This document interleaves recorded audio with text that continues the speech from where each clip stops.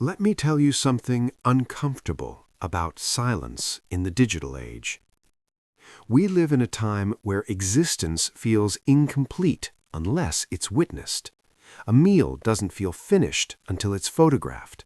A moment doesn't feel real until it's shared. Joy, grief, progress, even pain, everything is expected to leave a trace online. And yet, there are people who leave no trace at all. They scroll, they watch, they notice patterns most people miss, but they rarely, if ever, post. You might know someone like that.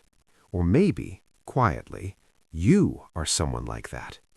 And the question people never stop asking is simple but revealing. Why? Why would someone choose to stay unseen in a world that rewards attention? It's tempting to label them as shy, introverted, disconnected, but that explanation is shallow, because beneath the silence, something far more deliberate is happening. For some people, silence isn't absence, it's control. It's the decision to choose what the world does not get access to. Because whether we like it or not, social media has reshaped how identity works. It doesn't just reflect who we are, it subtly teaches us how to perform who we're supposed to be.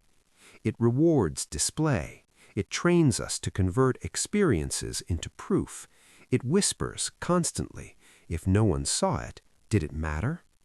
And yet, the people who stay quiet often see the clearest. They don't interrupt their thoughts with captions. They don't fragment moments into angles and lighting. They watch without needing to announce that they're watching. Psychologically, this isn't accidental.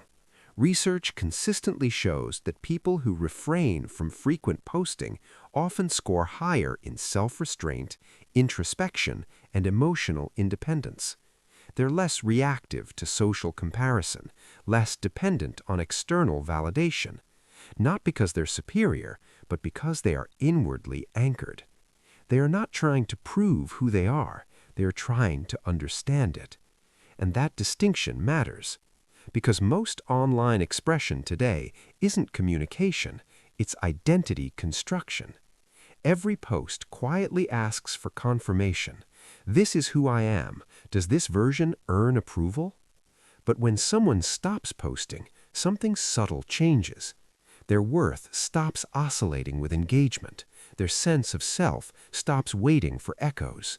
They stop thinking in captions. They start experiencing life directly again. Moments become personal instead of performative, private instead of optimized. And that's often where silence begins, not from rejection of technology, but from fatigue with distortion. For many, the silence comes after burnout. They once shared everything, until sharing started to feel like maintenance, like an obligation to keep up with a version of themselves they no longer recognized. They noticed the pressure quietly growing. If they posted joy, they had to sustain joy. If they posted success, they had to outperform it. If they shared vulnerability, it had to be articulate and palatable. They weren't living anymore, they were managing perception. So they disappeared, slowly. No announcement, no explanation, just a quiet retreat from the feed. And here's what's often misunderstood. Not posting doesn't mean not feeling. It doesn't mean detachment. It often means the opposite. It means someone cares too deeply about presence, meaning, and psychological safety to reduce their life into highlights. There's a concept in psychology called psychological ownership. It refers to the sense that something belongs deeply to you, your thoughts, your memories, your experiences. And when you broadcast those experiences, something subtle happens. That ownership weakens. The moment becomes open to interpretation, to judgment, to misunderstanding. For some people, that cost feels too high. So they protect their moments. They keep them unshared, untouched, sacred. Not because they are hiding, but because they understand how fragile meaning can be once it becomes public. In that sense, silence isn't withdrawal, it's preservation. Think about it. When was the last time you did something meaningful and didn't feel the urge to share it? When was the last time you experienced joy, grief, or accomplishment without translating it into content? That impulse to display isn't natural, it's conditioned. Years of likes, comments, and algorithmic feedback loops have trained our brains to associate validation with value. Dopamine doesn't ask whether something is meaningful, it only asks whether it's rewarded. So when someone steps outside that loop, when they resist the impulse to post, it's not disinterest, it's discipline. It takes awareness to disengage from something designed to keep you dependent. People who don't post often have a strong internal locus of control. Their sense of worth isn't mirrored back to them, it's internally generated. They don't need digital applause to believe they matter. And over time, something interesting happens. Colors start to feel richer. Time slows down. Conversations deepen. Because when you stop performing, you start experiencing life.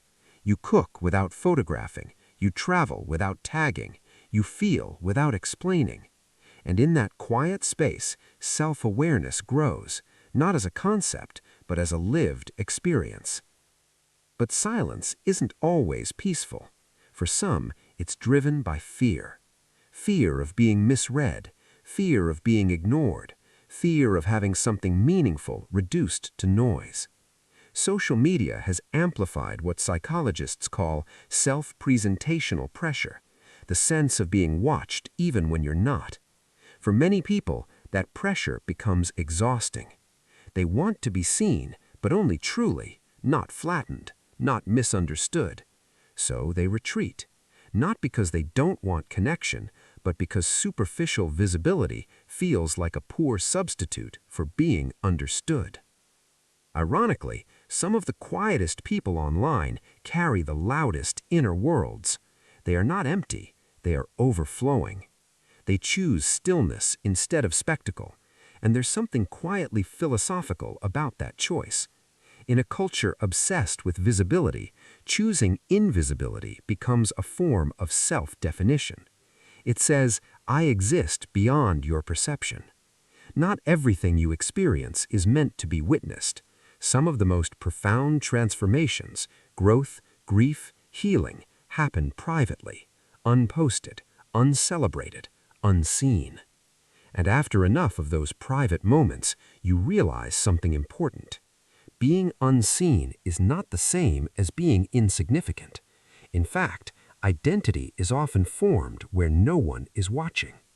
This is the paradox. Social media promised connection, but it often delivers comparison. And when someone stops posting, they stop chasing digital closeness and begin rebuilding real connection. They notice who checks in without updates, who remembers without reminders. Relationships feel heavier, warmer, more real, because they don't need proof. This is also about identity security, knowing who you are even when nobody's looking. Not arrogance, not withdrawal, peace. And interestingly, the people who don't post often have the most meaningful stories to tell. They just don't tell them online. They save them for real moments, across tables, not screens, in shared silence, not comment sections. Because real connection doesn't need witnesses. And maybe that's what they understand best. That privacy isn't loneliness. It's intimacy with yourself. When you stop broadcasting every thought, you start hearing your own again. Your quiet desires, your unspoken fears, your internal compass. And that's deeply human, almost spiritual in a world addicted to attention. Of course, there are moments of doubt, moments when silence feels like invisibility, when it seems like everyone else is progressing while you're standing still. But over time, something stabilizes. Your worth doesn't disappear when nobody's watching. It remains steady, unreactive.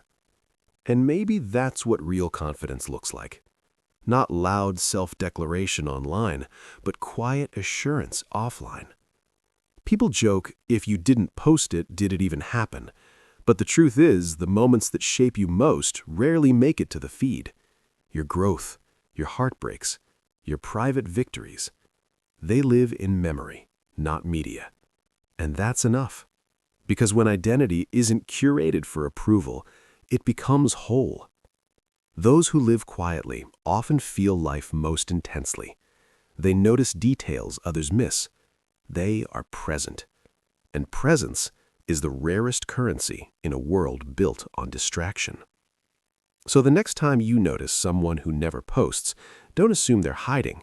Maybe they're protecting something. Maybe they remembered what the rest of us forgot. That we're not meant to be performances. We're meant to be people. And sometimes, the truest expression of who you are is silence.